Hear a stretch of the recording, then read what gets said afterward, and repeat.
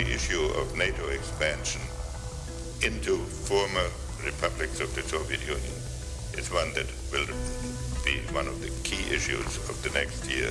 I was opposed to taking in Ukraine and Georgia, which isn't happening now anyway, because I believe the position of Ukraine is so sensitive vis-a-vis Russia. So much of Russian history is tied into it. I think we can deal with Russia on issues like the Islamic world, despite what's going on in Syria, on a somewhat cooperative basis. But I would avoid the temptation of mixing into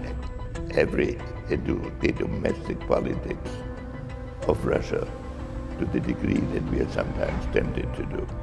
Eastern border of NATO is put at the eastern border of Ukraine. It is within 200 miles of Stalingrad and 300 miles of Moscow. And that, given the historic experience of Russia, is hard to take. So my maybe simple-minded idea is Ukraine should be treated like Austria or Finland, not part of a strategic system. One has to start with an analysis of what Russia represents. And then what we represent, then we can see what can be done.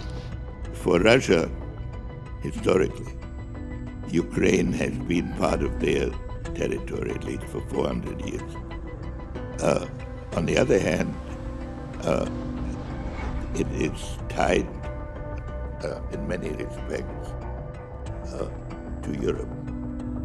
So I personally, which is a minority view, I have thought it was unwise to try to include Ukraine in NATO